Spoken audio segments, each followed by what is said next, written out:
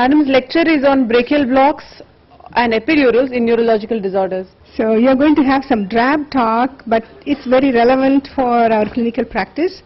I'm sorry I delayed my lecture a little bit. I went gallivanting in Pune, looking at the shops here, which is good. The topic is brachial plexus or epidural in neurological disorders. Should I be doing them?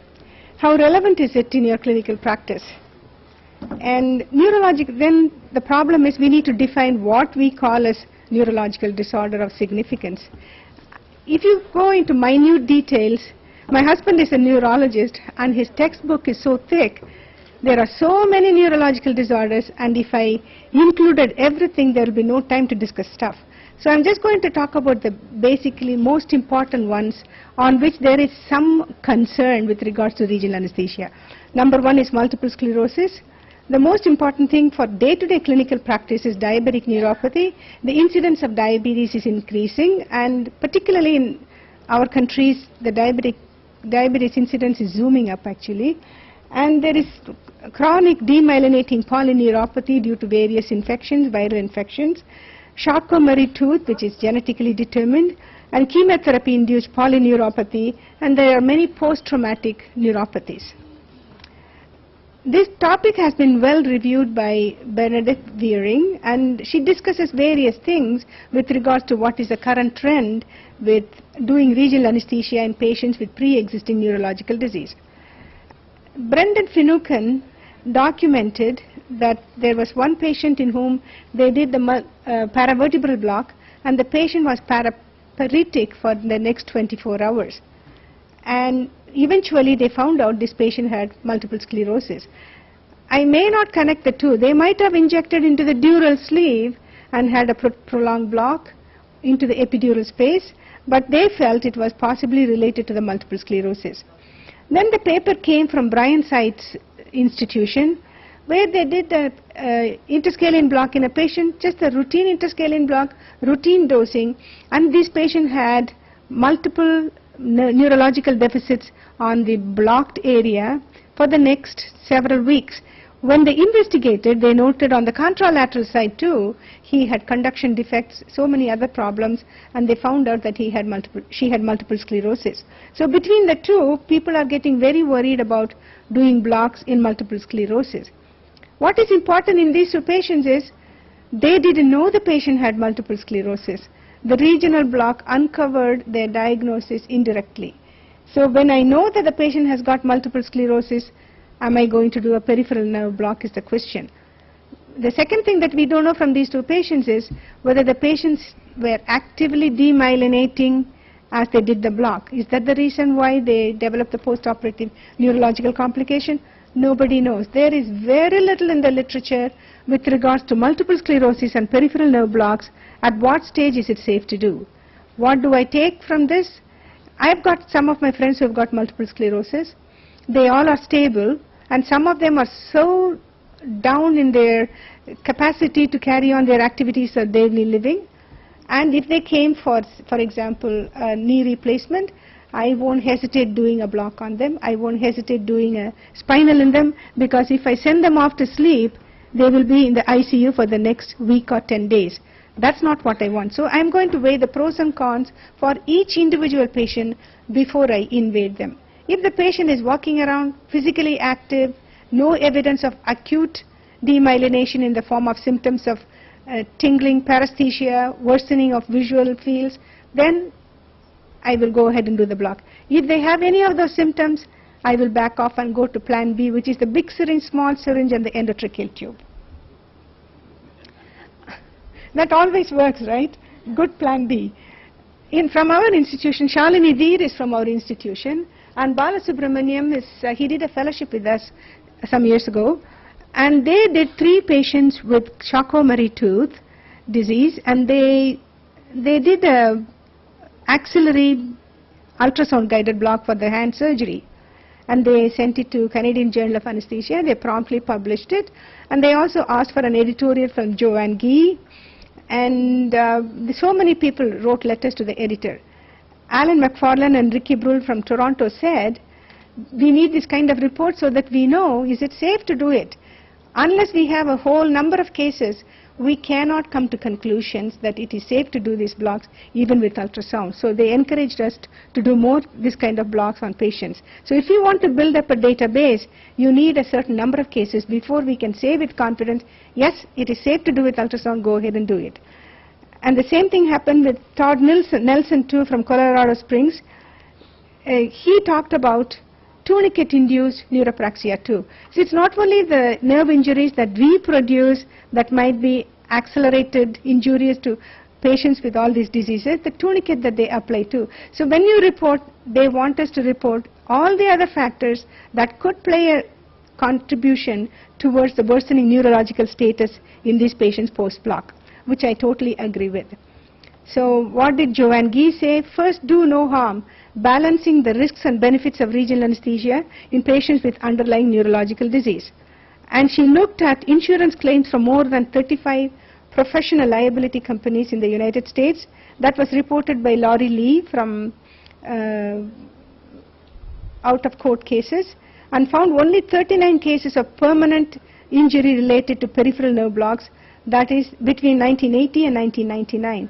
It has gone up. It has almost doubled in the last decade. I would have expected it to drop, but that didn't drop. I would have expected it to drop because we have introduced ultrasonography aggressively. That hasn't happened. That could be a factor of that we are doing more blocks. Regional anesthesia has taken a acute ascending course like spaceship. Everybody is doing block in the teaching hospitals, peripheral hospitals, everywhere blocks are being done. Not only us, we do blocks, there are occasions when my emerge physician will pop in a femoral block as soon as the hip fracture comes in. So multitudes of people do blocks, and on that account, nerve injuries or nerve irritation reports have gone up in the United States. What are we worried about? This was the paper that was quoted by most of the people as the cause of problem. That is called double crush syndrome, which was reported by Upton. Look at the year of publication, 1973. And Jim Hebel and his group brought this up. And in all our ASRA meetings, I always heard if the patient has got one area of neurological injury, don't do blocks on them, is what they were saying. I have asked them many times from the audience, does that mean you don't do blocks for your carpal tunnel release or doing the ulnar nerve transposition, you don't do blocks on them? Because they all have neurological symptoms. They all have some kind of injury to the nerve at some point in the course of the nerve. And they said, no, we do the blocks. So there were double standards with regards to their response. So I came back home completely confused. I said, should I do blocks for my carpal tunnel release? Should I do blocks for my ulnar nerve transposition? I came back and I said, I'm going to do them, but I'm going to tell the patient that there might be a chance it may get worse.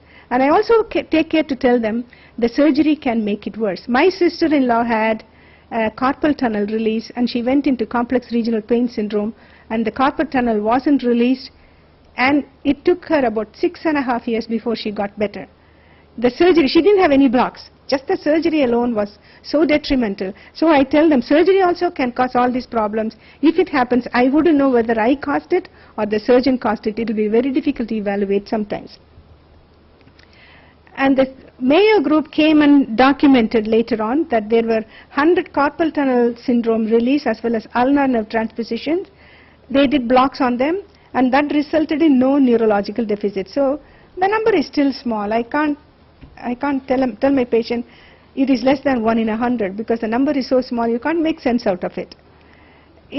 Then there were cases where simple 14-year-old girl had a high dose of cisplatin chemotherapy, and then she had an interscalene block for a shoulder surgery with bupivacaine and epinephrine, 0.5% bupivacaine and epinephrine, and she had long-lasting neurological deficit post-operatively.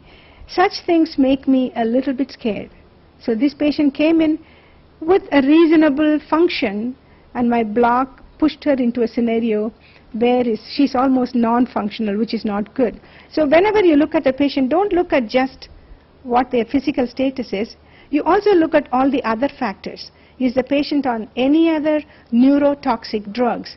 Even what you give, multiple drugs can have a cumulative effect or synergistic effect with regard to being neurotoxic, particularly in a nerve that it's actively losing its sheath, which is called the demyelination, or acutely inflamed. In those patients, back off. There is plan B. You don't have to be such an aggressive regional anesthetics that you stick needles in everybody that comes through the door. We have to have patient-oriented provision of care. In conclusion, it seems possible that the patients with underlying neurological disease, including those with diabetic polyneuropathy, are at increased risk of neurological damage. But it is not easy to quantify the risk. Do you want to do a randomized control trial? I was talking to Vincent yesterday. They were going to do a randomized control trial. They dropped off after they did a few patients, looking at diabetic patients pre and post nerve conduction studies, because it's so difficult to process the patients, get the test done, and follow up, and the sample size was so huge. I tried at one point to know whether my continuous catheters produce any long-term neurological deficits in patients who receive a continuous regional blocks. My sample size at that time, since it was a pilot, was only 30 patients per limb. And I recruited 3 patients over the course of a whole year. I might have talked to so many others. I could either not process my pre-operative EMG nerve conduction, or I couldn't get the post-operative EMG or nerve conduction in a timely fashion, because this was context time sensitive. So I pitched the study. So Vincent told me that they have closed their study on the same basis. So it is not easy to do such studies on a large scale. We could probably do it as a multi-center trial, chugging along over the course of several years, but the platform will change. Today I've got ultrasound machines of certain quality. Tomorrow the quality might improve and I might be able to see better. So if you did a study over the course of 10 years, the baseline is constantly shifting. So I don't know what conclusion we can draw, and our knowledge of nerve injury also might change. Then they went on to the rats to find out what is happening with these patients with diabetes. There were several reports of prolonged nerve block, motor sensory block in diabetics, and there was one report from Brian Sides where when he tried doing a popliteal sciatic block, even with 2.5 milliamps of current, he couldn't elicit any motor response. So that patient was a diabetic. So we do know with peripheral nerve stimulation, diabetics behave a little bit odd, I would call it. So knowing that in mind, they decided to study it in rats, Zucker diabetic rats. They inject a particular chemical that makes them diabetic acutely, and they incubated the neurons with lidocaine in a and then the diabetic neurons survived less, whereas non-diabetic neurons in the control group survived very well. So obviously diabetes does something to the neurons, if not to the axons. These are the 3 papers that brought this to our attention. The first one was from Brian Williams, where he noted patients with peripheral nerve blocks in diabetes with a subclinical neuropathy, even with a subclinical neuropathy, not a florid neuropathy, had very prolonged emergence from the block, and they also had a difficulty getting some of the blocks because the nerve stimulators didn't work well with them. And similarly, Lurk and his group also talked about it. So there is a whole lot of reports on patients as well as rats where they documented there is difference between diabetics and non-diabetics. So degree of motor block was different between the diabetic and the non-diabetic. This line is for the diabetics, this line is for the non-diabetics, so they linger on for such a long period. And deep pinch sensation return also is prolonged in the diabetic. Superficial sensory block is also prolonged in the diabetic. So obviously the diabetic patients are more prone for our blocks. Well and good, I can do a block on them and overnight they won't feel any pain, is what I would have thought initially, because I'm trying to prolong the blocks with my clonidine and dexmedetomidine and dexamethasone and a whole slew of things. But we worry about, have I damaged the nerve for good, is the concern whenever such a thing happens. And people are trying to look at, can I identify diabetic neuropathy using the ultrasound? Sheila Riazi from Vincent's hospital, along with Vincent and some of the others, were trying to look at peripheral nerves using the ultrasound to find out, is there any characteristic appearance of nerves in the diabetics?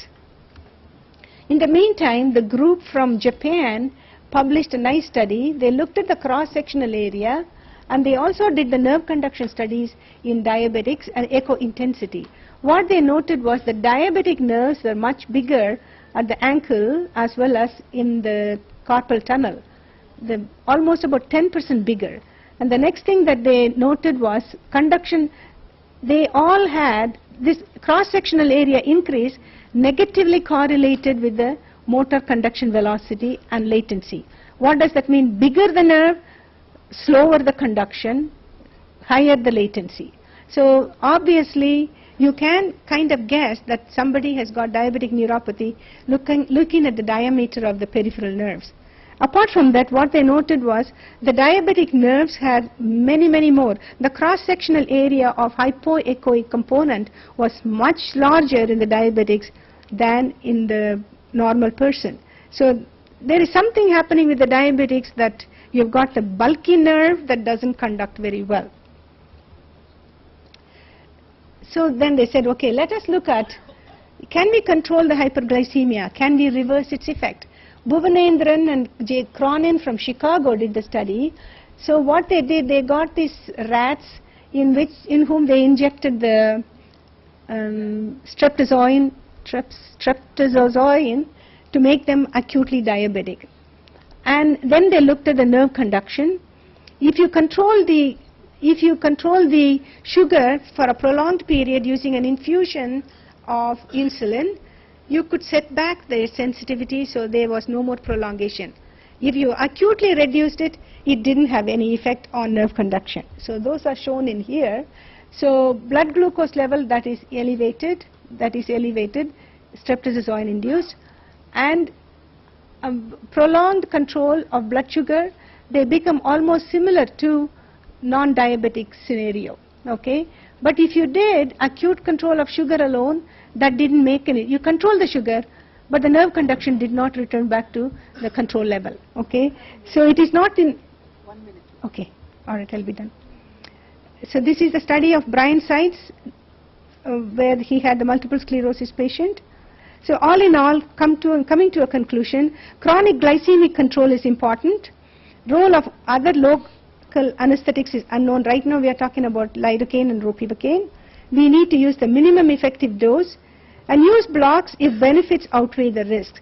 Will I do a block in a diabetic patient? Of course I will, but I will explain to the patient before I stick a needle into them. And I will use only ultrasound, not peripheral nerve stimulation, because I may be in the nerve and not realize I'm in the nerve. What about the epidurals? There is one nice paper by this group, and they looked at multiple neurological diseases, and they recommend, there have been many studies reported of epidurals in multiple sclerosis patients, and there is no evidence that it directly worsens the neurological status. But patients may get worse following surgery for various other reasons. Keep that in mind, but epidurals are not contraindicated is what this obstetric group says. What are the reviews? There is another review by Eric Greensmith. I highly recommend you read this one. There is a landmark review by Jim Hebel again. Okay. What they did was they looked at spinal stenosis in patients with previous spinal surgery, and they noted out of the several hundreds they did, 3 of them developed long-term neurological deficit, and those are all blind spinals and epidurals. They did not use imaging. I don't know whether they stuck the needle into a nerve or what. So until we do some prospective studies looking at image-guided spinals and epidurals, I'm not going to twitch. These were a 15-year retrospective study, and they did find that neurological previous radiculopathy and spinal stenosis increases the risk of prolonged neurological deficit. I don't do spinals in one group of patients. If the patient has got acute sciatica, has been documented with spinal stenosis, and it's a woman coming for a knee replacement who is going to receive low molecular weight heparin, I back off from them. But the rest of them get my spinal. So don't do blind spinals. This problem with the study is it's retrospective. You need prospective data, and that's exactly what I will do with regards to spinals and epidurals. My opinion, individual case-based approach for patients with spinal stenosis. I do patients with multiple sclerosis epidurals if the benefits outweigh risks. Diabetes, I use the minimum effective dose. We only use ultrasound-guided regional anesthesia. No toxic drugs such as lidocaine, which is toxic on a D-sheath nerve. Pre-op neuro documentation and follow-up are important. How do you know they have deteriorated? You need a baseline documentation. Unless you have a baseline documentation, you don't know what we have done to the patient. So that is my take.